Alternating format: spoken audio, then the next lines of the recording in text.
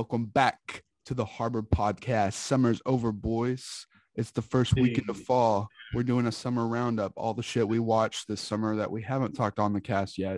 It's been a wild time. Been a bit of a hiatus. Scott came to America.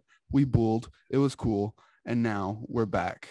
And now with us, brand new Boston Flasher, a.k.a. Austin Casher, longtime TML alumni. I got naked for his videos. Cool. Oh, yeah. I'm glad I could come to America and take a break from being Prince of Zamunda. Right. Yeah, was the, God, that's a movie. That is a perfect movie. But so yeah, we're talking about movies we watched this summer that we may have not covered in the podcast. Like, what was probably the best thing you saw this summer? You guys are gonna laugh at me, but I really, really liked the Suicide Squad. Okay. Okay. No, I'm not gonna laugh at you. Super into it. No, Casher. We're Marvel stands only here. Go kill yourself. I just feel like everybody's tired of superheroes. I am more. Adrian's kind of back into it with the Disney Plus stuff. I'm checked out. We'll talk about this later. By the end of Shang-Chi and like the third act, I was ready for it to be. I was just sucks, man. I hate that. I know. I saw it with a bunch of friends. The way you're supposed to see a Marvel movie. Yeah, and it was my first movie I'd actually seen with people in like over a year. And I was like, I don't care for this at all. That's a bummer, dude. I was like, we watched Suicide Squad. I even watched it from my house because, pandemic, they were streaming everything. And if I could save $1, I'm going to save $1. Yeah, you will. And I sat here and watched it and I finished it and I was like, damn. And then like 4 hours later, I was like, fuck it, let's watch it again. And you are a DC like the same day. Jesus. Yeah, I watched it twice. I had some friends that come over to watch it first, and then like 4 hours later, I was like just chilling in my room, and I was like, I'm gonna watch it again. Yeah, put it on. I get it. All small things, man. They killed it. It was like the most comic book movie of recent memory. Honestly, like it felt how comic booky are comic book movies now? Like. Not as much. They don't lean into the absurd. They try to make it more real. Yeah. And they kind of fuck up these characters. Like Starro was not anyone I put on my like 2021 bingo card. That's gonna be a fucking villain. And when that started to happen, I was like beyond myself giddy. And who plays Starro? I think Starro was just a giant creature. Who plays both of them? I don't know. I don't know. I don't know anything about Suicide. I know. It's a giant starfish, Scott. Yeah, starfish that like takes control over people and like hive minds. Like everybody. a kaiju. That was the very first thing that the Justice League fought in the comic book. What was impressive is that was one of the few things that was CGI. I have to give it to James Gunn. He did almost mostly practical gore effects. And that's good for him. Obviously, this movie necessitates CGI a lot less than Guardians of the Galaxy. Sure. Hard to do Rocket without CGI. I guess you could Muppet it, but that would, Dude, like the best part about it and like why I didn't like the first Suicide Squad is there's like no substance for any of those characters. And then in this one, all the characters feel well fleshed out. Like everybody who is important to the story is well fleshed out, has their moment, but you also get to like know them a little bit better and figure out like what their emotions are towards everything. And it makes you fall in love with characters you would be like, oh, these characters are fucking whack. And then like you get to know them and you're like, this character is really good. This is a really well-written character. Like Ratcatcher. Ratcatcher goes from being a whack-ass character to being one of the most like emotionally jarring of this whole movie. I want to say the things I did like about it are the character, Idris Elba, his character is great. I liked him a lot. And the Ratcatcher chick. John Cena surprised me. Oh my God, John Cena's character and how his character acted. Was his performance good? Can that? Yeah, dude, it was the straight up like campy, cheesy, like Captain America who likes to shoot people. But then it turns dark and he gets real like serious and like there's obvious commentary on, the government taking trying orders and PTSD probably something like kind of. No, just him trying to like be a simp for the government and stuff. Well, it's like he even says like to ensure peace, I will kill every man, woman, and child. Yeah, dude. I like that. I liked Rick Flag, dude. Rick Flag got. Yeah, I like that Rick Flag came back. He was one of the better people from the original Suicide Squad. That is interesting. That I wonder how some of these others who played Katana or whatever. I didn't see. Oh, here's Scott. I'm gonna spoil this movie for you. Okay, that's fine. One of the ballsiest moves is that the first fucking 5-10 minutes of the movie, you're following this entire group of characters, a lot of them from the first movie, and they all get killed like immediately. Oh, hell yeah. Like they even kill off like some of the actors you hear get like hype. Oh, Pete Davidson's gonna be in this. Dude, yeah, like they killed Pete Davidson. Half the people that they have hyped up on the posters and the trailers all get killed off in the first 5 minutes. Because you pay them, dude. That's a Bethesda game. That's what Bethesda does in all its games. It's like, hey, we got Patrick Stewart as the Emperor. Yeah. And then it's like, oh, he dies in the first dungeon. Yeah. It's like, hey, dude, Liam Neeson, he's in it. No, he's not. Yeah. It turns out I'm all for that shit. I like James Gunn's style of just taking everybody out. I thought that was cool. I'm really glad that the HBO was just like, man, I know you got fucked over by Disney. Why don't you just make the movie you want to fucking make?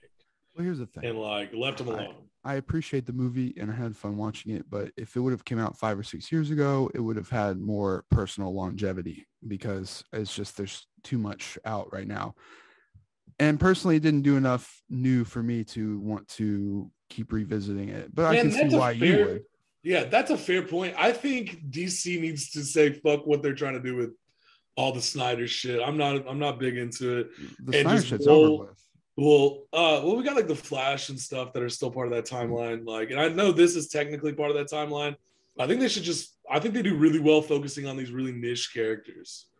And just bringing out the best of this. And that's kind of what Marvel's about to start doing with a lot of their shit. Like, because they've run out of other characters. And also they've gotten to the point where they're like, you've never heard of Shang-Chi, but it's Marvel and you'll eat it. Well, like, dude, if you would have asked me 15 years ago, even like 5 years ago, if I would have thought fucking Moon Knight was going to get any kind of recognition, I would have been like, I fucking wish. No. And now we've got like a full Moonlight. Because I had never heard, I first heard of him when I played Marvel Ultimate Alliance. Yeah, right. Yeah, same. And he's not very good in that game, so I don't really play his energy consumption. That's the only way I knew about him. And then Casher talking about him years ago, but Oscar Isaac, I'm down with that. Dude, I'll give it a chance. It looks like it's going to be a banger of a TV series. What was I going to say? Well, I just, Suicide Squad, go with your friends to see it or whatever, or watch it at home. But I'm more of a Guardians of the Galaxy guy, personally. The first Guardians of the Galaxy, I think is his best work. Did you guys see Slither? His horror movie? No, I haven't seen it in a long time. I haven't seen it in a long time either, but it's good, and that's probably where he got his practical war effect. I feel like Slashery. Didn't he also make Brightburn, the fucking bad Superman movie, basically? No, that was I think that was the dude who made Warcraft or somebody. It was not James Gunn. I know James Gunn had his name on it, dude. I remember seeing that and being like, this could have been a lot better. Like. It was like overtly violent. I like seeing kids kill people. I'm surprisingly, dude. Yeah, that's crazy that we got, because of COVID, all the releases have been stacked up. So we got a Marvel movie at the beginning of the summer and a Marvel movie at the end. And I'm very surprised, but I enjoyed Black Widow more than Shang-Chi. Dude, Black Widow was lit. Movie. I was very into Black Widow. Really? Because I heard middling things, but that was from the unwashed masses of the internet, not us. Unwashed man. Shang-Chi, I was just like, it had, the first half was like pretty fun, a lot of cool set pieces and stuff, and then the second half it just got like kind of blah for me. But I'm so sick of origin stories personally. Yeah, like those are the superhero movies where I'm like, I'll watch it because I need to forward the story, but like I could go without learning the origin of every fucking hero. Right. Well, I liked how a lot of the action was shot in the first half, and then in the second half, it was all like, it was starting to get really hard to follow, and like all the backgrounds started getting more and more CGI and like gray and stuff. And I was like, what the fuck is going on? All that dragon stuff at the ending, I was having trouble. It's not like I was having trouble following it, but it was just my eyes glazed over. Yeah. And even the first half was definitely better, but because it just wasn't, blockbuster cliche. But even I was excited, hoping there would be more practical effects kung fu action. even that, maybe with the exception of the bus scene, which was my favorite part of the movie, probably was the Kino Marvel bus scene. The people felt fake. I don't know if they were partially CGI'd in some of those fights, or if it was just the fact that they were fighting on green screen backgrounds that made them look fake. I don't know why I came in expecting Police Story OG Hong Kong Jackie Chan realism. I don't know. I didn't really expect that. Like, I mean, that would be amazing if we got like racist. If we got the raid. No, it's not. I'm not racist. Yeah, shut up. But clearly inspired by kung fu movies. If anything, people who made it were racist. They were just following the market. It is genuinely, but it's just it was the 70s, and they're like, Bruce Lee's getting big. How can we need to make a Bruce Lee-esque superhero? They could have been worse with it. Could have been done way. No, and I'm legitimately happy that the Asian community gets a big Marvel superhero. That's the best part. I mean, they're setting up Shang-Chi to be pretty pivotal to the next generation. Yeah, no, I have a feeling it'll be the same thing as what's his name? Black Panther, Sorcerer, Doctor Strange. Doctor Strange. His first movie was kind of weak, but then as he gets put into the MCU, I'm like, oh shit, I like this guy a lot. Yeah, I do like him. I do like Shang-Chi as a character. I like him. I like him. His actor seems cool. Awkwafina's charming. I think Awkwafina's cool. I like her. I like Awkwafina too. I was just surprised because the people I'm friends with online in the film posting community usually shit on anything like this, but they were all like, yeah, this movie was awesome. I was like, wow, really? Cool. This one? Because all those people were college kids filled with liberal white guilt, so they don't want to criticize this movie. Yeah, but some other shit that I watched this summer. I watched a lot of blockbusters this summer more than anything. Yeah, well, it's summer season. Yeah, it is. There was a lot of really Kino shit that got out though. Like really, like I haven't had the chance to see The Green Knight or anything yet. It didn't come out in Spain. I was mad. I can't watch it. We can't even talk about that one. Damn. Yeah. I'll say some non-spoilery stuff, but yeah, do it. It didn't come out bad. I really liked Jungle Cruise. Like, I guess I say really like that's like very, very like generous. It was a fun movie to watch whenever I was chilling alone at my buddy's house, watching their house. Like, The Rock's charming as fuck, and the whole idea that these ancient Spanish conquistadors have been trapped in fucking like the jungles of Brazil or wherever they were at was pretty cool. Especially the way that they, I don't know if you guys saw it, but like the way that they brought them back is they all had elements from the jungle imbued into their body. And every time they would go past a certain point from the river, they'd be sucked back into the river. It was really cool. That's cool. How does it rank amongst the other Disney theme park movies? Dude, better than most of them. It's better than Haunted Mansion, Country Bears, all that shit. Well, I liked it. I liked it on par with Dead Man's Chest. And Dead Man's Chest, I'm not a huge fan of, but I liked it. Yeah. It was fun. I liked it a lot. Like I said, Rock is fucking charming. I don't care. Okay, surprising. Is he The Rock? Does he do anything? Yeah, he kicks everyone's ass. Yeah, but does he do anything dramaturgically? No, not really. Okay. How's Emily Blunt? Who's like Emily Blunt's great. Like there's a trio of people on the boat, and then there's what's his name? Who's the actor that plays Todd in Breaking Bad? Oh, Aaron Paul? No. What's his name? Shit. Jesse something, isn't it? Jesse Plemons. Jesse Smollett. Jesse Plemons plays a very like a caricature of a Nazi chasing them the whole time, and so that was pretty funny. But like you have the trio of like Emily Blunt, The Rock, and then Emily Blunt's like closeted gay brother. I don't know the actor's name. So there were like touching moments where The Rock was just like, as the leader, like I don't really give a shit if you're gay, basically, and like there were serious moments between Emily Blunt and her brother and all that. But it's just a fun family Disney movie. There's not too much complication. Fun and family. I don't know. It has homosexual themes. Homosexuality and Nazis. Fucking Satanist. Yeah, wow. Nazis and gay people, man, sets up for good family films. Surprising. I'm fucking mad I didn't have time to go on Jungle Cruise when I went to Disney World this summer. But that's one of my favorite rides there. next like time. by far one of my favorite rides. They do it's like a 45-minute ride almost, and they do like comedy on the way up. Yeah, cheesy comedy. I know about it. Trust me. There was one they used to have at Disney World that was like Lewis and Clark's Expedition. Yeah, where you're on a kayak, and I watched video of that the other day. I was like, man, I wish that was still around. That sounds cool. Yeah. I'm excited for this. Speaking of like the rides, I'm excited for Haunted Mansions with the Muppets. Dude, the Muppets, dude. That's gonna be it's dope. Crazy too. It was like Parker and I, if you're listening to this and you don't know, I went to Disney World in August, and I've always had a fascination with parks and theme parks and like the lore behind the parks. And of course, Disney has pretty fat lore. Fat lore. And so Haunted Mansion is one of the greatest rides of all time. And so I've had a kind of a little fascination with it because I'm autistic. But and did it disappoint? And no, it's one of the best rides you could ever go on. It's so magical. It's super fun, and like practical effects everywhere, like crazy practical effects. Walking into a park like that just erases all of my cynicism. It's fair. It's the happiest place on earth for and so I had like this fascination with Haunted Mansion. I was looking up history about it after I got back from the trip and stuff, and then like right as I was looking that stuff up, it was like, oh,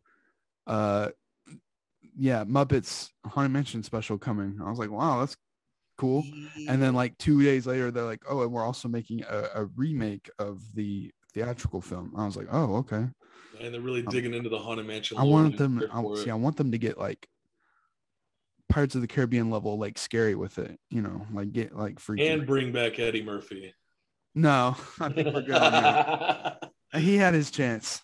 The dude, like seriously, you were saying the lore, like if you go outside of Haunted Mansion, you have the graves. All of those people have like distinct lore to the park itself. It's so fucking cool, man. It is very like, the cool. amount of time that the story builders for Disney put into stuff like that is phenomenal, and it's cool to see, them transfer that to the big screen and give us the full story.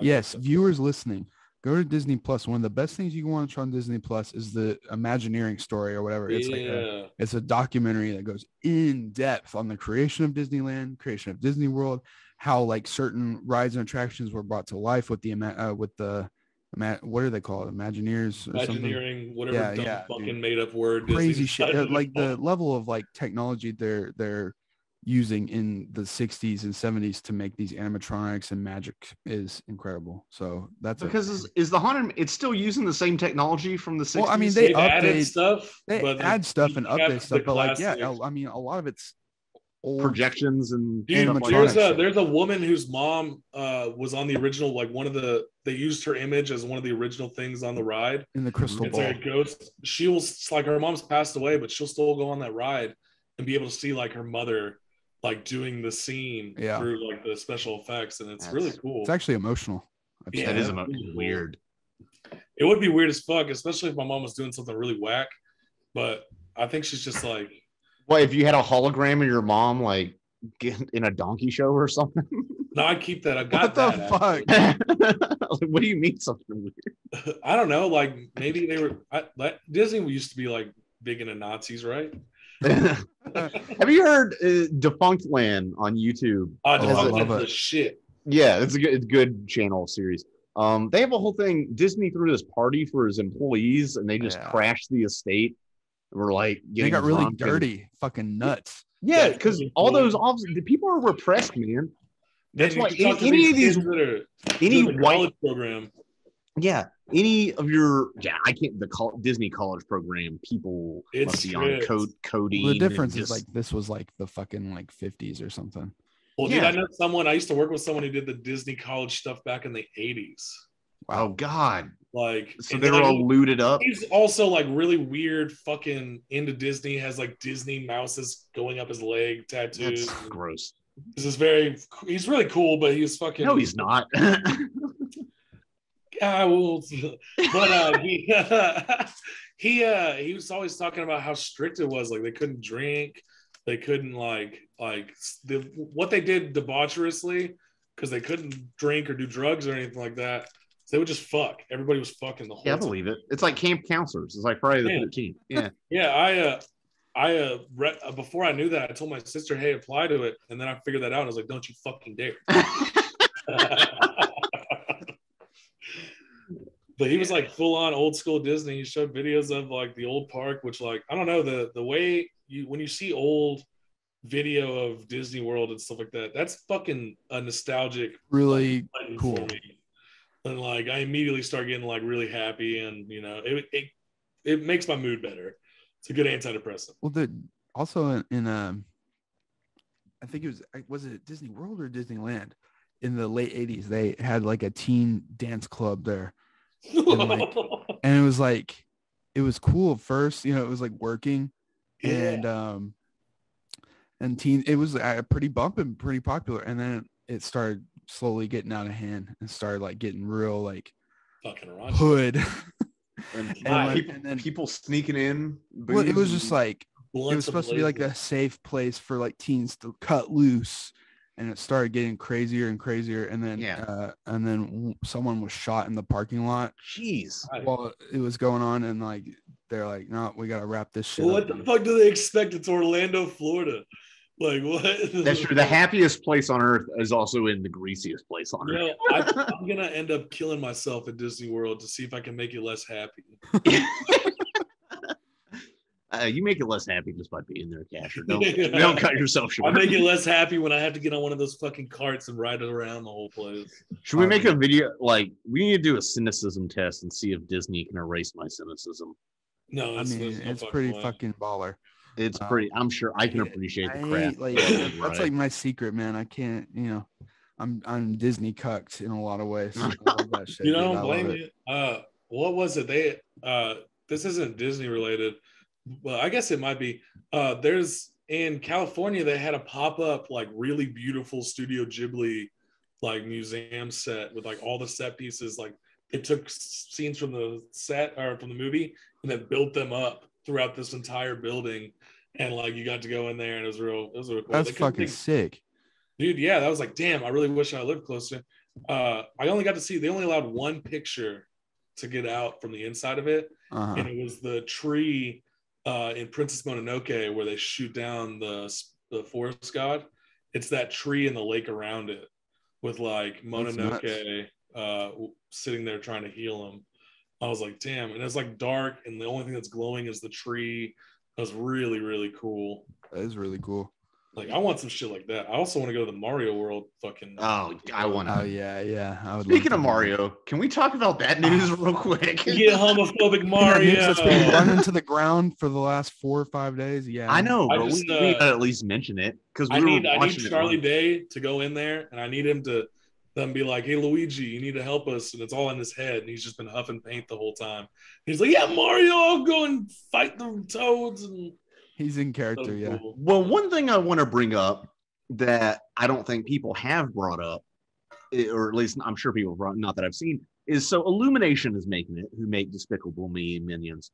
And that's an American studio, and so they're going to cast all these American actors, yada, yada, yada. I do wonder, what are the Japanese voice tracks going to be like? Because that's going to be a huge part of their audience, I'm Charles sure. Martinet. I mean, they give Charles Martinet for the Japanese. I mean, he doesn't speak Japanese. That is my biggest gripe. I don't know. I understand that they want star power, and here's the thing. I don't think Charles Martinet's Mario will work for a 90-minute feature film. He says like 5 words. Yeah, I get it, but like, it's at least get more like voice actors instead of just going for. They got what's his name, Brian Michael Richards, whatever. Here's the thing, Kevin Michael Richardson in the movie, and I'm like, okay, why didn't you make him Bowser? He'd be perfect for Bowser. That's what I thought too. Here's my counterpoint with you saying voice actors. All of the people that are on the main cast that we've seen besides Anya Taylor-Joy have all been in like stellar animated films. All right, you got me there. Yeah, I forget that Chris Pratt was in the Chris Pratt in the Lego movie, Charlie Day in the fucking Lego movie. You've got Jack Black in Kung Fu Panda. You've got Keegan-Michael Key in Toy Story 3. Mm-hmm. And Seth Rogen in God knows how many animated films. Like it's a good, even for just an acting class. That's a really good voice acting class. It is. Yeah, I get it. And we'll have to see. Anya Taylor-Joy. Like, what the fuck? That was random. Where did she come from? Why is she so? It's A24 vibes, dog. she's good, and she's, I guess, hot in a unique way. She's interesting looking She's because the her eyes actress right now, man. She's she's a really well-rounded actress too. She plays pretty. She looks like a lizard or something. Yeah, anyway. She's a pretty sexy lizard though. Like, yeah, that's fair. Who, Bowser? Yeah. Yeah. That's I'm excited. I really hope Bowser is less evil and more wholesome. Like, I think Jack Black evil's kind of. I don't know.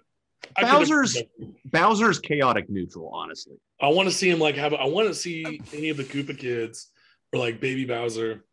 And here's the thing. I'm sure they're building up to some. Oh, they're building shared up shit. universe. Oh yeah, Smash Brothers. You know they are. Oh my god! If we have a Smash Bros. Universe, I'll rip my dick off.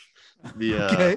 We're gonna get the development hell Metal Gear Solid movie in it, but he's gonna be live action. It's gonna be Snake, or they just put Snake Plissken in it. It's just Keeper Stone. Wait, that's not development hell anymore. That's actually coming now. So I'll believe it when I see it. I hope it is. It's not gonna be good. It's gonna be fucking G.I. Joe. Speaking of G.I. Joe, why the fuck did we get a Snake Eyes movie this year? Yeah. Why did that happen? It was a weird experiment and it failed. Like I thought it would. I do not understand why. What was the request for that? Here's what it was. Let me mind read into a producer's head. Is they think, well, G.I. Joe, it's kind of like a cast of superheroes, but I don't think people know the individual characters enough. So what we need to do is make an origin story for one of these people. Then we can make an origin story for Duke and all the rest, or whatever they are. I'm glad it bombed. I'm not usually like that with movies. I'm glad that bombed. I'm hoping it doesn't come back. The market decided. I don't even know anybody who saw the first G.I. Joe. So when they made Retaliation, I think Adrian and I went in theaters for. I saw it. No, I saw it with Sam Moix. Was it Sam Moix? Yeah, I think seeing it with someone in theaters for sure. Sam Moix, friend of the podcast, has been on. Is he's the only person I've seen who. That dude sees every movie in theaters. That dude does see every movie. That's why he's on the podcast. Yeah, for sure. Dude's a theater junkie. I'm just a real junkie. Snake Eyes, shit. I almost saw it out of boredom, and then I didn't. And that's a waste of money. Yeah. That's the one movie Pass. Movie Pass was still around, I would have watched it. But that's fair, dude. Rest in peace, Movie Pass. That was the greatest deal fucking ever. And I wish it would come back, but I don't know. We never will. But a business has to make money. That's the fatal flaw. Whatever, capitalists. No, dude. I want a movie about the inner workings of that company when everything was going to shit and how the fuck they were directed by Adam McKay. Especially Adam McKay could do it. I would watch that. Especially I'd be more interested in that than whatever's coming out. Certain weekends they would just like shut it off and not tell anybody. Man, can you imagine being an intern or a low-level employee? That's what I want. In a place like that. We just need to. What's another movie that you think of? Like we were talking about Snake Eyes here.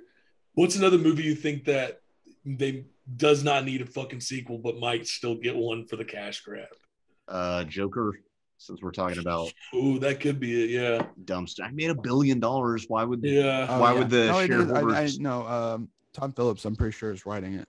Yeah, exactly. That's cool. It'll probably. I mean, he also he directed all 3 Hangovers. Yeah. That's the thing is that his version of the Joker doesn't seem like a criminal mastermind. So what's he gonna fucking do? Yeah, he kind of just seems like an artist. Yeah. I could see them trying to make a Now You See Me 3. Oh, dude, no, they are. They got announced too, dude. I didn't know that. That's like one of 3 movies I've ever walked out in the middle of was Now You See Me 2. How the fuck are they gonna get Dave Franco and like Daniel Radcliffe and all of them like back on board, dude? Money. I don't know, man. Did it make him enough money?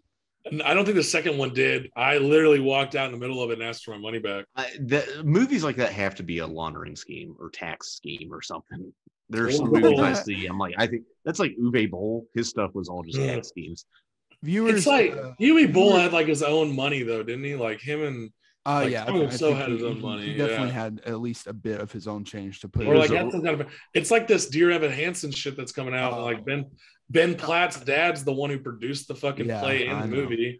And that's so much of Hollywood and people don't admit it. Or even nepotism, man. Well, and even just people come from wealthy families. If you're from a trailer park, you're not going to freaking Juilliard. It's not I'll prove you wrong. Viewers, if you don't know what we're talking about with Now You See Me Too, go look that up and search card scene from Now You See Me Too, and you'll be amazed. It's a classic meme, man. Honestly, I'd be amazed you're watching this podcast and you don't know about Now You See Me. Fair. It's like, why are you watching us? I forced the girl I was dating at the time to fucking leave the theater with me because I hated it that much. I hated that movie. I got halfway through and I'm like, what the fuck? I was like, okay, let's make a practical, like, kind of cool movie about magician thieves. And the first one I was like, okay, this is cool. Second one, we got to that fucking card trick and I was like, this is fucking dumb. This is fucking dumb. I'm gone. I've left that movie. And then on my birthday when I was like 14, 15, we left Robin Hood. Oh yeah, classic. I didn't know. I stayed. Oh yeah, you did stay. Classic. Yeah, that was fucking bad too. I wish I hadn't. Yeah, I wish we would have walked out of The Last Airbender. Yeah, I'm trying to remember that dead horse. I've watched. Have we seen any non-mouse movies before they buy this podcast, along with everything else? Well, hang on. I wanted to say I'm trying to remember the only movies I've walked out of. Robin Hood because we were bored, and then in 5th grade I walked out of. I've talked about this on the podcast actually before. What's it called? Son of the Mask. Son of the Mask. That's a bottom 5 worst movies I've ever seen. Isn't it like Jamie Kennedy instead of Jim Carrey? They could have gotten a better comedian, but they got Jamie Kennedy, like the fucking drugged out fucking trailer park version of Jim Carrey. I discount Jim Carrey. I faked a stomach ache because in my kid brain I didn't know you could just get up and leave. So I was like, my mom was relieved as hell. She's like, yeah, let's go. There are other movies that I wish I would have walked out in. I almost walked out of Jackass 3 when we were in high school. But that's just because you have a weak constitution and a weak mind. Because I'm a giant pussy and didn't like fucking enema shits. Yeah. That one. I walked back in and my stomach turned again, and I was like, I don't think I'm gonna be able to finish this. Oh, yeah, it was fine. We were fine. I can watch fucking torture porn, but I can't watch poop. Yeah, I remember when it got to the bungee jump porta potty, you were like having to look away. I remember. It's too much, man. I don't even like the smell of my own shit. Really? If I get a little bit of tiny poop particles on my fingers, I can smell it like from like this to this, and then I'll go wash my hands for a fucking hour. It feels like. All right, yeah, Scott's got a point. We have been talking about Mickey Mouse movies. I'm gonna name off a few Kino flicks that I did see this summer. Obviously, Green Knight was very still on my list to see. I'm not gonna obviously say any spoilers, but it's very. Do you know if it's available to rent now? Like, I'll rent it. I don't know. It's very like hypnotic, very atmospheric, interesting, different. I'm not gonna say it's a 10 out of 10 film, but it's definitely worth watching. Yeah, that's fair. I like Dev Patel a whole fucking He's great in it. Been watching him since like that movie. When I watched that movie, I was like, damn, this is one of the most handsome men I've ever seen. He's fucking sexy, dude. Sexy. He was in Skins, which is from like the early 2000s, and it's like a teen drama from the UK, and he plays a Muslim dude whose best friend's gay and he wants to be a rapper. And it's pretty funny. There's an episode where he tries to fuck a Russian beauty that's across the way from him on his vacation, and tries to save her, but actually ends up being scammed. It's a pretty funny episode. That's like, I remember seeing that. Hella glow up, dude.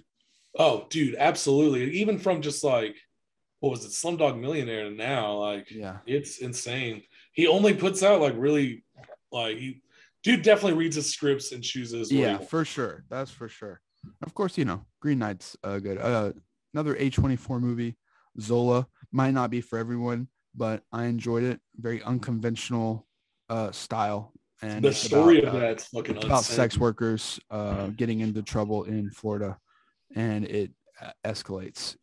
It's got a very like almost like deadpan delivery with certain jokes and stuff, and it might be a turn off for some people, but I enjoyed it. And if you want some like legit insight into some greasy sex work stuff, go watch it because it's based off of a Twitter thread.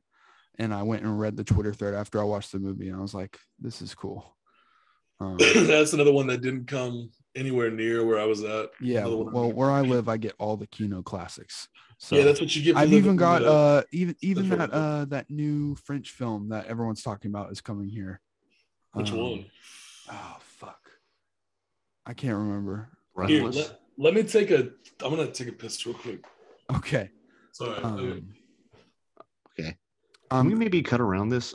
Because can you hear me all right? If I can hear you fine. Okay, cool. I'm just making sure. My roommate's very sensitive to sound. Okay. Okay. Anyway, another Kino classic is the second best movie I've seen this year. It's called Annette. I've been trying to get everyone to watch it, and I'm ready for you guys to watch it because that's a fucking great movie. I can see why it'd be polarizing, but it's a musical, and it's got some dark satire to it. It's called Annette, and I've been trying to get that guy Adam Driver in it. Yeah, Adam Driver is singing in this goddamn movie. What?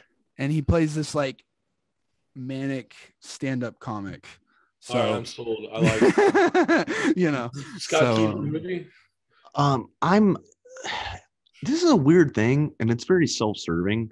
It's probably just because I'm so tapped into that world, but I'm almost sick of movies and shows about stand-up comedians. Well, this is not comedy. I'm sure this is not This is not what you think it is. Yeah, I'm sure. I don't even know. It's one of those movies that just keeps going down and down and down, like into a rabbit hole of like shit going on. It's awesome. I might have to check that out. I know it's on Amazon Prime. If Evangelion hadn't come out this year, that would be like the best movie of the year so far. And I say so far because we're about to enter October and we're getting movie after movie every year. That's why we're doing this catch up now, because we're getting so much shit soon. We would have had 4 movies in the same day with Dune. So last night in Soho. It's spread out now. Is it spread out? I thought it was all one day. It's all this next month, but yeah. I know Jackass was pushed back, but I thought Last Night in Soho, Dune, and The French Dispatch were coming out the same day. It's French Dispatch and Dune are coming out the same day, and then the week after that is Soho. Oh, tight. Okay, that's cool. I know I'm going to try to find the biggest theater possible to watch Dune. And then next weekend is Many Saints of Newark and Let There Be Carnage. Oh shit! I forgot about Many Saints of Newark. But yeah. Anyway, let's get back to like another movie I'm gonna be honest with you. Like I said, I watched a bunch of like cheesy, blockbuster or comedy ones. We're all self-aware. Well, it's like I wanted a break from like just thinking too much during movies, and I wanted to turn my brain off. There's one movie that came out with John Cena and Lil Ray and like other people, and I can't remember the name of it. It was like a comedy movie on Hulu. Give me a second, I'll look it up. It was Vacation Friends. It was something like that. It was like wasn't it one of those like middle budget comedies? It was literally, we had the conversation about middle budget comedies, and then that night I found that movie on Hulu, and I was like, okay, I'll watch this. This is middle budget as fuck. It was surprisingly really charming and really funny. Didn't get much press. I didn't hear much about it. It didn't. No, it was direct to Hulu, and surprisingly, don't know anybody else has fucking watched it. Yeah, and that's the thing. I never heard of the movie until I saw it on Hulu and they recommended. So I had no idea. I thought it was funny. I wasn't super into it. Yeah, Vacation Friends. It's exactly what it's called. Okay. I'd suggest it if you're looking for something to like turn your brain off and just get some ha-has. I mean, like they do a lot of drugs in it. There's a lot of stupid sex scenes and. The same thing about that movie he made a few years ago, Blockers. That was one of those. I loved Blockers. Movies. I thought that was funny as fuck. Put it on and have some laughs. I get it. We need more just movies that are stupid like that, like stupid comedies that are kind of heartfelt too. Like we were out of the era of like Superbad and all that, where you have these comedies that have some heartfelt meaning to it too. And now it's all about dick jokes and drugs. Well, it was always about that kind of. Well, like I've noticed recently, a lot of the comedies that have come out that are lower budget, like there's been a few that have come out on Netflix and things like that. It's about kids trying to party all the time, or one of them is literally about a dude who cuts his dick off in the woods and have to get his dick sewn. And I watched that pretty fucked up.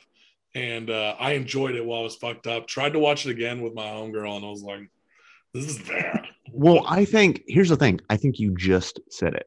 You watched it with your homegirl and you were bad. You watched it alone and out of your mind, and it was good. I think because of streaming, because it used to be you made these romantic comedies or these comedies, and you would expect people to go out as friends or to go on dates, and I think from the producer's mindset, it's like, okay, to capture our 18 to 35 female demographic, we need this sort of character arc and heartfelt message at the end.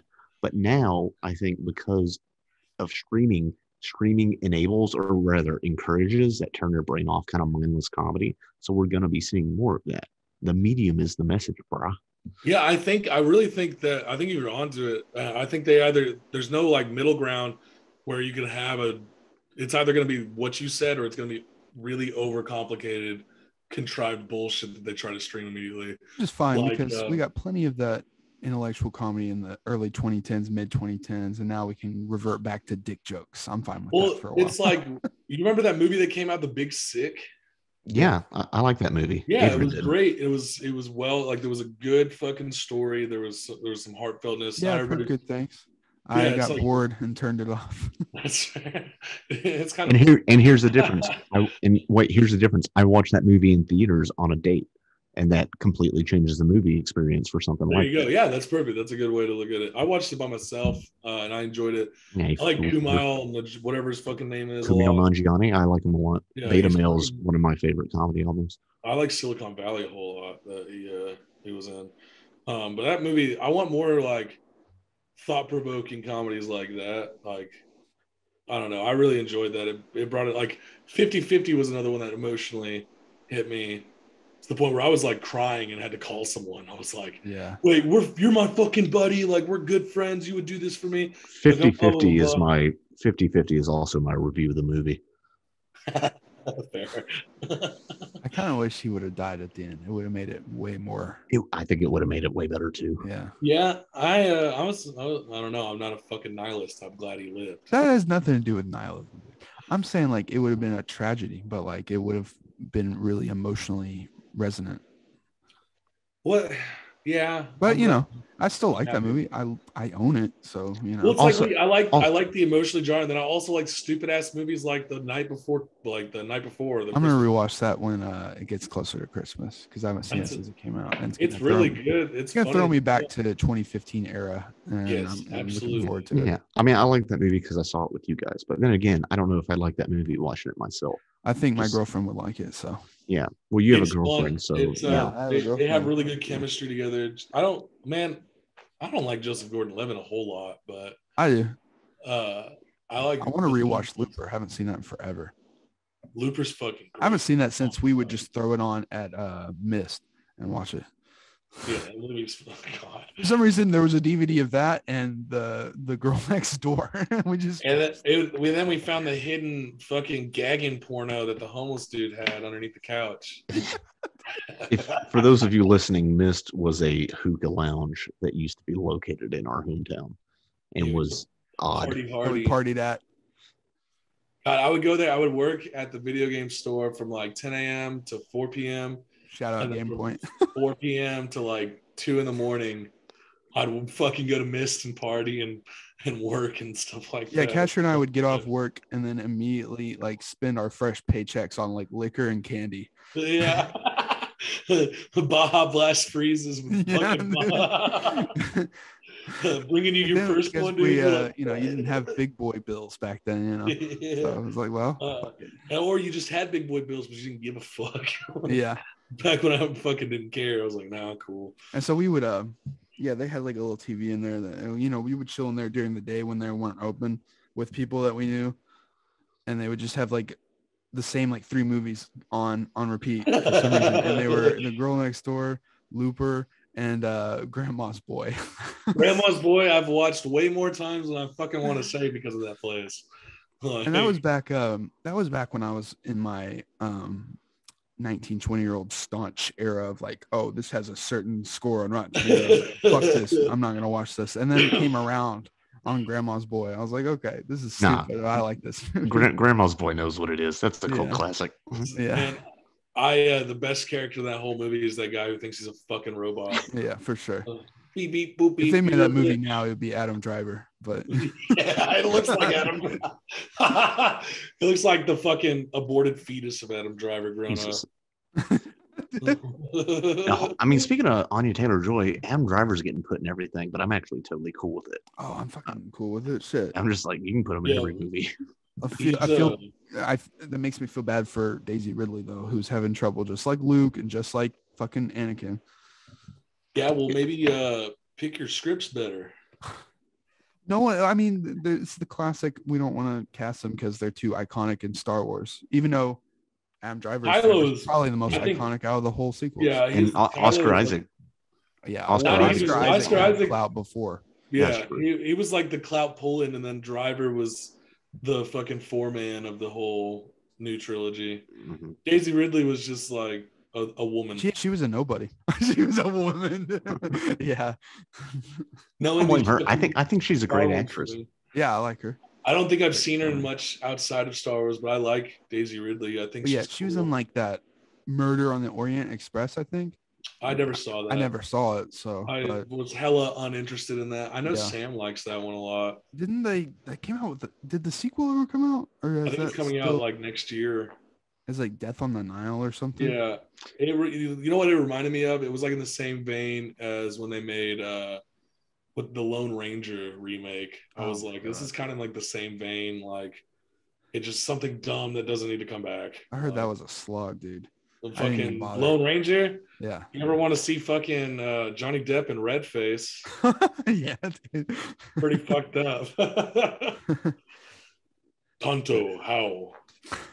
Edit that out. Coincidentally, Tonto means too much in Spanish. No, that's fucking Johnny Depp for you. I'm happy. I hope to see him back in some fucking movies soon. Yeah, he's got shit, I'm sure, coming.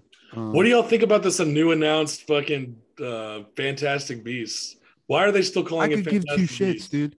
I've been burned 2 times now. It's not even a fantastic. It's not fantastic. It's not even it's not even about that. It's about Dumbledore. That second movie was embarrassing. Bad. It's like they forgot to film a first act and a third act, and they just gave us the second act of the movie, and we're like, here you go. I have a friend who simps really hard for the Harry Potter series, like more than any other person I know, and that says a lot because I know a lot. I love Harry Potter, but like, dude, these movies blow. She's all about them. I'm like, fuck that. Dumbledore doesn't need a fucking brother. There's no fucking. Well, he had a brother in the book, but yeah. Well, he had Aberforth. Yeah. This isn't Aberforth. Oh, is it not? No, they revealed a new brother that's got like the evil shit in him. And then he had the sister and all that died. Like, that's what I'm hoping. This Grindelwald and this new one that's actually. And they recast Grindelwald as who? Who was it? I think it might be Johnny Depp again. No, Johnny Depp got kicked out. That's unfortunate. It was someone else. He wasn't good in the role anyway. He didn't fit. Well, Grindelwald, the Grindelwald, I don't know, man. It's a whole mess, and it's really stupid. It is. Fucking anyway, J.K. Rowling's a fucking tanky anyway. Yeah, I think in the next 5 to 10 years, they're going to do an 8th Harry Potter movie. Like, really? I bet. Like, do you think they're going to do Cursed Child? No, I hope they don't adapt Cursed Child because that's an abomination. But I bet they're gonna try and get everyone back and create like a new story. We got fucking April Fools our senior year of high school for Horrors, the fucking Law and Order fucking Harry Potter show. Yeah. That could be a cool TV show, man. That'd be tight. That's what we're saying. Like it was like a crime, like crimes. The problem is that these Fantastic Beasts movies, they try to have the magic, but they just like it just falls flat in a lot of areas. They don't know. They should have focused on the actual Fantastic fucking Beasts and not on the fucking Grindelwald story. I'm cool. Yeah. Like they should have like. You should have put that shit in like Deathly Hallows. You had 2 movies to do it. You should have done it. Then. They should have done that. Yeah, that's exactly when they should have done it. I want if they did a Fantastic Beasts movies again, I want them to chase fucking Fantastic Beasts. I would like to know where to find them. That's why I'm pretty sure that's why they're like, fuck it, we're calling this one Secrets of Dumbledore. It's like, okay. It still has the Fantastic Beasts in the title. I know, but it's like, what happened to the actual? I was super hyped to get to see fucking whatever his name is, Snoot Scamander, go off and find cool creatures and shit. Like, That's dope as fuck. What happened to that That's guy? concept. He's kind of fallen off recently. Eddie Redmayne? Yeah. I haven't seen him in a whole lot lately. He got heat for that trans role because he's not trans, but yeah, but he did really fucking well in that. Yeah. He won an Oscar. Like, you know who else got heat for it? Jared Leto got heat for playing the trans woman. But he also said, I want to thank all of you character names instead of being like, hey, thank you, trans community. Yeah. I want to thank me inadvertently. Like, it was fucked up, but that's a good movie. Yeah. I'm trying to think what else I fucking watched. Well, me and Matt got bored one night. We went to see Free Guy, that one with Ryan Reynolds. I've heard good things about it. It was okay. No, because I was reading reviews. They're like, "Oh, this is better than expected." It's very much like a 5, maybe like 6 out of 10 kind of thing. I like Ryan Reynolds enough to. It was just like to me, it was like a waste of time. And it looks like Ryan Reynolds playing Ryan Reynolds. It's got your epic gamer moment, big Chungus references and Augers. stuff. And I have to say, I like Taika Waititi playing a fucking douchebag, fucking corporate hack. Yeah. Okay. I didn't know he was in that. Yeah. He's the villain. That's cool. I didn't know that. I know he's a polarizing person. I think Taika should be given a lot more projects. He's polarizing in film posting because of everyone thinks he's like, a lot of people think he's like lame or this and that. I like him. I like his movie. That's one of the best. That's one of the best directors who's doing things right now. That's what I'm saying, man. Have you seen his other movies besides like Jojo Rabbit and like Thor? Like I've seen What We Do in the Shadows and I've seen Jojo Rabbit. I haven't seen any of his other movies. You should see. It's on Netflix. Hunt for Wilder People. Yeah. That one's really funny. My favorite thing he's done besides like Jojo Rabbit and stuff is a movie called Boy, which is about his childhood. Okay. I'll check those out. Pretty good. All the actors in Boy are like Kiwi, like fucking New Zealanders. That's like cool. All indigenous. And what I really like about Taika is he's really amplifying the voice of the like indigenous cultures, because we've got that show Reservation Dogs that just came out. I watched a few episodes. It's okay. It's pretty good. That show's awesome. Really? I'll give it another shot. I only watched I loved it. So Taika was good friends with Stefan Harjo or whatever his name is. I think it's like, can't remember. It's the last name's Harjo, but he like came up and told Taika about this because he wasn't getting as much success as Taika was, even though they went to the same classes and things like that and grew up as filmmakers together. He was like, hey man, I got this idea for a show, and Taika read the script and was like, all right, let's make it, and then like got it immediately made. Good guy. All he does, he doesn't do any of the writing, any of that. He's just the producer. So all of the work is actually his, the actual director's writing and everything like that. That's nice though. Right. Who I assume is and right around that area. And I know I have a lot of decent friends that are like native or from Oklahoma and from those cities that are like, this shit's accurate. Like this shit's exactly how we grew up. And it's touching. A lot of people keep confusing it and be like, yeah, I've seen Reservoir Dogs. It's like, shut the fuck up. I'm not saying that. Who's doing that? I've had 3 people on my fucking Facebook. I'm like, yo, watch Reservation Dogs. It's like, oh yeah, I love Mr. White. I'm like, what? I was like, this ain't about Mr. White. Yeah, this is. I'm gonna say. I do. Yeah. Taika's getting some. Yeah, he was randomly in like a few minutes of Suicide Squad too. I was like, huh. Yeah. Taika's the man, dude. His show, What We Did in the Shadows, is great. The show is even better. I'm excited for Thor: Love and Thunder or whatever it's called, because he says this is like the most apeshit movie he's ever made. If he gives me Beta Ray Bill, I will fly out to him and let him suck my dick. Okay. Wait a minute. I want Beta Ray Bill. I'm pretty sure Christian Bale's in this movie, isn't he? Yeah, he plays Gore the God Butcher. Wow.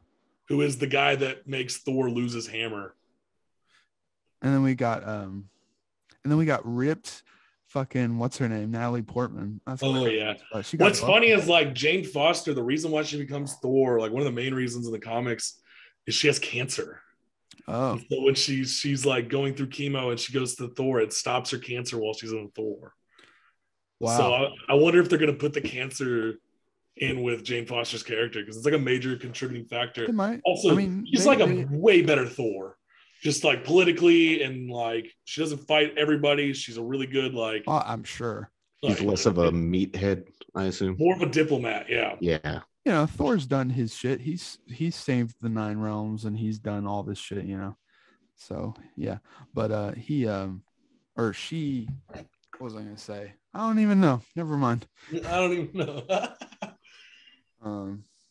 Well, I got another thing that kind of came out of not nowhere, but like was a huge cultural deal was Bo Burnham's Inside, and I know it heavily affected a lot of my friends. Yeah. So if you want to talk about it, you know, now's the time, really. I got berated for trying to talk about this movie, so we'll who berated let you guys talk about it. His roommate Sumner Harper. I would be interested in hearing your criticisms, because I haven't heard a lot of criticisms of that movie. And you and I criticizing for the sake of criticizing. I know that, man. Nah. We briefly talked about it just personally, and you gave me like a kind of brief discussion of what you thought could have been better, disagreed with. Inside, I think it's, as far as I've seen, one of the only pieces of pandemic media, or maybe the only that'll last. I think it's one of the pieces that actually addresses a lot of things besides the pandemic that the pandemic has exposed, instead of just talking about the disease itself. Mm-hmm. I think it, I really think it exposes that and exposes the zeitgeist in a way I think nothing else that I've seen has it. And obviously, look, it hit close to me because Bo Burnham is probably one of the reasons I do stand-up comedy. And it really got to the point where Bo Burnham said so much stuff that I wanted to say, but didn't have the talent level to, quite frankly. That I had to look at myself and what my creative goals were and reassess them, because I was like, okay, this has already all been said. So what can I say that's new? Because that's fair as fuck. All of it was that impactful for me, because it was just Bo Burnham has hit on all these things about self-isolation. Because I have a really hard time self-isolating when there's not a pandemic and it's very unhealthy. So those things hit very well. So his ability to just encapsulate that in a relatively short amount of time, in a way that was accessible to people. You have people like my sister-in-law who would typically not watch something like that. I don't think she's a big stand-up fan, and she's very intelligent, but she's not going to watch probably like anything that's kind of like existential or dark or anything like that, you know. And so I think it's good actually bringing a lot of these ideas to consciousness, whether it be critiques of capitalism or even critiques of capitalism in the media landscape, because people have woken up during this pandemic. I feel like the general, as some people say, collective unconscious has kind of caught up to this stuff, while some people, younger people or more media savvy people, have already been on the edge of it. What did you think, Adrian? Quickly. I liked a lot of segments from it, but I feel like it should have been shorter. I feel like it could have been cut down about 25 minutes. Yeah, that's fair. Personally. And I like some of it, but other parts of it, it was just, it gone on so long for me. I was just like, man, no one's forcing you to make this project. But that's, yeah, it gets to the point where it's like, I'm cool not being depressed. Yeah, dude, like, it's just like, I've had so much trouble mentally during this pandemic that like watching it personified on screen was just like, scary. I don't know if I feel like this right now, you know. I think that lends to what makes that so good. No, I get that. You know? Well, and also, Adrian, I think one thing, I've been listening to Bo for over 10 years. I've followed I think I haven't seen his one short-lived MTV show, but other than that, I've listened to and watched every project that Bo's been a part of. So I've followed his career very closely. So this really works in context as kind of a cap, or just kind of the next start of the next phase of his career. I get it. But yeah, I'll say the one thing that made Sumner yell at me. Yeah. I quoted Family Guy, and I said, "It insists upon itself." I get that, and I think that's a complete. Is he not a big fan of it? I guess, like, is he just like completely against it? He loved it. No, because Sumner and I are mopier. Didn't hear any criticism of it. You can't hear any criticism. Okay. Yeah. That's not fair, but no, I think no. I mean, it would have just helped if it would have been just like 20 minutes shorter for me personally. I get what you're saying. Just a little less dramatic in a few places. Yeah, I agree. And with the thing is, with it being shorter, outside of maybe a couple songs, I rewatched it and re-listened to it, and I say like, okay, I wish it could have been shorter. But then if I look at the track list, I have trouble identifying which songs I would leave out in order to make the whole. So I don't know if he could have done a minute shorter for each song and thereby cut it down. Or maybe fewer interstitials. There was an argument online. It was like one of the most ridiculous arguments, and it was like they were trying to say that Bo having the sock, and the sock was a POC, so they had a white man controlling what a POC said. And it was just the kind of this ridiculous argument of like, did Bo Burnham do blackface through a sock? That's ridiculous. I'm not lying. It's not something I can make up. I saw that argument and I was like, what? Well, also, I think at least half the time when people make arguments like that, they're making arguments to get clicks. They don't actually give a shit. If they're making a TikTok about how Donkey Kong is coded as a black guy or something, like, which is a real theory. What does Donkey Kong do? The fuck down. But the thing is, that person may or may not actually believe that. I do think he was making a commentary on how we're all puppets of the system, no matter how much we protest. And I think the left has a tendency to destroy itself. But yeah, man, we're all Trump 2022. I will say, whoa, 2024, right? No, 22, dog. They're all saying next year Trump's gonna be pulling some shit to get back in the White House. Okay, I don't keep up with that. It was March, and then now it was August, but now August is gone, so now it's Trump 2022. Dude, I read this guy's status who died of COVID, refused to get the vaccination, and his last status said, "We're gonna make sure the libs like know what's coming to them." And Trump 2022 patriot shit, like some absurd shit. I'm like, what? You're dying because you didn't get vaccinated. You're dying of COVID because you had this in your head, and that's the last thing you want to say. No, I love my family, or I love this Trump 2022. That's dark. It has nothing to do with movies. No. I will say Bo Burnham can make a catchy fucking song, because I remember when that Jeffrey Bezos song was a meme.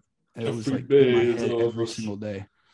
Every song on that is pretty catchy. Like I will say, his movie 8th Grade, that grew on me a lot. Like that's an important movie. It's quintessential cringe. It's like the most recognizable sense of cringe you can feel. It's like you don't get a lot of middle school coming of age movies that aren't just like comedies usually. Yeah, because it's kind of like a weird area. Middle school's awkward for everybody. It's so awkward. Yeah. It's like it's so well done that it's bizarre to me that Bo Burnham was not a girl in middle school just a few years ago. You know what I mean? Like, it was like, how the fuck did you capture this? We don't know his home life, dog. I want my sister to watch that movie. He did. I want your sister to watch it too. Heck, he did talk a lot with Elsie Fisher and like the actress, and like they talked about her experiences and were able to bring it up. And I think we've been getting some good teen movies lately. I think some really quality ones. And we've had not only that, we've had like Edge of 17 was really, really well done. Booksmart 2 years ago. Booksmart was great too. That was a good one. We need more content like that. That's not just fucking like, it's funny, but it's not just like, it deals with real issues. Like resurgence of those coming out of Booksmart. I was like, yeah, it was good. It was like a female Superbad. And I was like, and it wasn't until like a year later that I realized that she was Jonah Hill's sister. I was like, okay, that makes sense. She's going to be in the next Adam McKay film, I'm pretty sure. I think it's like, there's quite a few. There's a lot. That was that trailer that just dropped with Leonardo DiCaprio, right? Yeah, it's got a stellar cast. I like Adam McKay a lot. I really enjoyed Vice, and I enjoyed the big whatever, big something. I can't remember. Short. Yeah, I need to go back and watch that.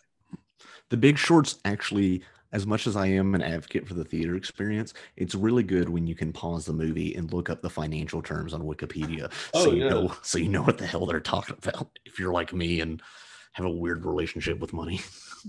Yeah, for real. I watched a lot of classic movies this summer, though. I got in and watched the whole Revenge trilogy from the Old Boy director, and then I watched every single Joan Bong. The guy who directed Parasite? I watched all of his movies. Bong Joon-ho. Yeah, Bong Joon-ho. I watched like all of his movies. I've been on like a big foreign film, Korean film kick. Yeah. Watched both Train to Busan's. I watched The Handmaiden. That was one of the best. That's like one of the best movies I've ever seen.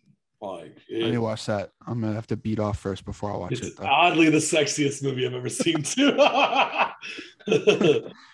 In like the worst way too, because it's all like revenge, like sexy revenge stuff, and it's like I feel weird watching this, but we're gonna finish this. Well, Korean films just like hit different, man. I don't know. I watched a lot of creativity. All 5, well, actually the entire franchise of Planet of the Apes, and I'm bringing that up in the podcast because eventually, and sometime soon, we're going to do a Planet of the Apes cast because I'm obsessed with that right now. Are we all going to dress up as apes?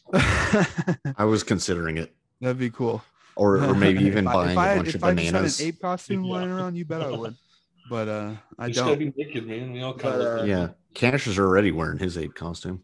Also, I want to talk about something sad, obviously, but another movie I watched this summer was Dirty Work, which I really watched it 2 weeks and then a few weeks later after that got the sad news that Norm Macdonald passed.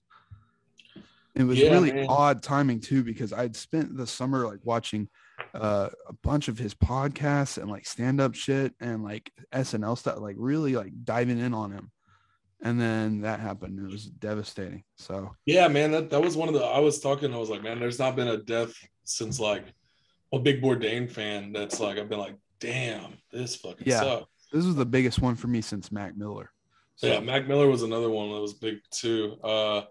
Rewatching a lot of his stuff has been nice. Watching the tributes comedians have been doing on their podcasts to him. Yeah, has been very. Sarah Silverman's had my favorite one because she's a pretty avid and like pretty in-your-face atheist, but she talks about how Norm, through all the dirty, fucked up shit he joked about and all the stuff he said, he was a very strong Christian. Yeah.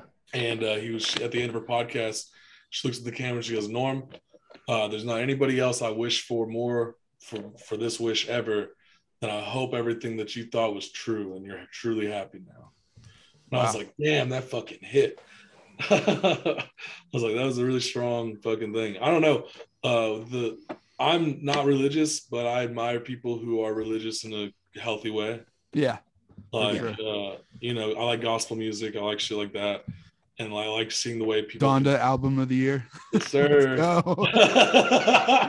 I like the art that comes from worship, if that makes sense. Not like God's not dead or things like that. But no, it makes sense because I often think of people, because we were all raised in a religious state and had exposure to it. I went to church growing up, and I do think people that you are missing something if you didn't have a religion growing up. You're missing like kind of an essential human experience, and it's difficult if you don't understand the Bible or if you don't understand Christianity. You do not understand Western civilization. Period. You're absolutely correct. True. So much culture and art and tradition stems from that. I mean, you can pinpoint a lot of tradition that stems from even further back with paganism, but Christianity is what brought it into the fold. And as much as I fucking, it's not for me, and more power to you. I'm glad I have the background that I do, coming from a Roman Catholic background, knowing all that shit. I'm glad I have that as point of reference for most media. I do too. Yeah. Thankful for it. And that's why we need Passion of the Christ too. As much trauma as I have from. I was to say, not thankful for the trauma, thankful for the context. Yeah, that's true. I got into a lot of classic movies this summer though too. I watched like my first what the fuck is it? Like the only David Lynch films I had seen before this summer was like Eraserhead. Yeah. And I got to watch his OG Dune for the first time just because, and I not gonna lie, I liked it. Wow. I might be one of the only people ever. And I had to stop that. I had to watch it in 3 parts. That's how bored I was with that movie. But hey, whatever. I really hope that the new Dune doesn't bore people like what Dune, because Dune's boring. Dune the read is a very hard read. It took me like 4 months to get through. Yeah, me too. It took me a whole summer. It's a slow read. Yeah, and there's so much political bullshit that's going on, and like there are people now that have been on like TikTok explaining what the basic premise of Dune is before people go see the movie, so people are not confused. Yeah, that's the only reason I know what it's about is because of that movie. So it might help me a little bit going in. I think it will. I don't think Frank Herbert. I think he was a great world builder, but I don't think his exposition was good at all. I was gonna read the sequels to Dune, like the series, and I was like, I'm good with just Dune.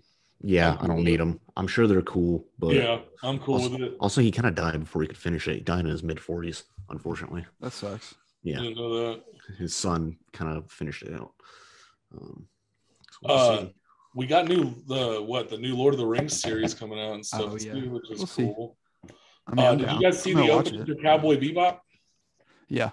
I saw the opening to that, so I feel a little bit better about it. Cautiously optimistic as well. Yeah, cautiously optimistic for sure. After being burned by so many anime adaptations. Yeah. Well, like watching the opening, they have a lot of the villains from the show. Like they have the Mad Pierrot and like the dude that gets the fucking plastic surgery and the woman and the husband at the beginning. So they're saying it's like an extension of the canon, but it looks like they're redoing stories almost. I don't know. Either way, I'm gonna rewatch the show before the new one. I did that recently. I only watched it once, and it was 5 years ago at the Summit House. So definitely worth a watch. Another big movie that I saw during the pandemic summer plus is the Demon Slayer movie. I don't know if you guys don't watch anime, but if you watch anime, Demon Slayer movie is fucking top notch. Okay. If you watch anime, you probably already saw it, you freaking weeb. We got 3 months left of the year. Which of these releases are you looking forward to the most? Dune and The French Dispatch. Okay. And Eternals. Oh, okay. Okay. Pretty hyped for Eternals. I might see Eternals even though I'm burnt, because that's more cosmic god than superhero. Oh yeah, it's major cosmic shit. I'm curious to know why they're coming out. They didn't come out with a snap happen. Why are they coming out now? Yeah, we'll see. But Dune, I'm excited for. I like a big sci-fi movie, and I read the book. Sue me. As far as that, I don't know. There's a lot of movies that are coming out that I'm interested to see. I don't know if I'm super stoked to see them, but honestly, it might have been Jackass 4, but that got delayed. Yeah. We've got West Side Story coming out this year too, right? Or is that next year? That's this year, but I can't get over the protagonist being a possible rapist. So. Oh, really? Yeah. Who's the actor? Ansel Elgort. Oh, I didn't realize. Oh shit! Yeah, I forgot about that. It's kind of like I haven't figured out how I'm gonna. I don't know. It's a weird situation for me. It's Spielberg, and I want to watch it. Yeah, it's a new Spielberg that isn't. God, man, I'm gonna steal it. Like decade of Spielberg has been very hit or miss. So I don't know. What was the last thing he did? He did Ready Player One, and then he did The Post. And The Post was just not that good. I know. And then he had Super 8 before that. No, that was J.J. Abrams. Was it? Yep. Yeah. He did War Horse. I think it's very telling that you thought Super 8 was directed by Steven Spielberg. I mean, it was produced by him, but it was. It's pretty Spielberg. It felt like a love story to Spielberg's old movies. Yeah, it really does. But I'm surprisingly really stoked on this fourth Matrix movie, and I didn't used to be the biggest Matrix fan, and now I'm like real into this idea. I've heard you flip flop about your opinion on the Matrix more than I've heard you flip flop about any other franchise. Well, I genuinely love, which is not that's not a criticism. No, the first movie is a classic. Now, if only you could get into the superior science fiction films of the Chronicles of Riddick series. I'd give those a chance. Pitch Black it's okay. Pitch Black is incredible. And then we've got Chronicles of Riddick, and then we've got Riddick. Pretty solid. Those are some of my favorite fucking movies. It's high, like fantasy, sci-fi, mixed with violence and badass Vin Diesel. Like, he kills a man with a teacup. So cool. So cool. Yeah. Well, so yeah, that's our summer catch up, if you will. Look forward to upcoming podcasts. We'll do another Halloween cast, and we're gonna do eventually a Planet of the Apes, and we're gonna talk about the final Evangelion movie soon. Hopefully, I've been itching about to talk about that all summer. Well, not all summer, for the last like 2 months. We've been ready, dude. I watched them all in a fucking day. I've been ready to do that one. I'm ready for that. And, be on the lookout. We're going to be putting out more stuff. We had a bit of a hiatus, but we're back. We got Casher now back on with us, and Sam. We'll be flip-flopping around people due to scheduling. But, yeah, look forward to more casts. My Cash App is $ Boston Flasher. Yeah, buy him a new fucking apartment. All right, thank you.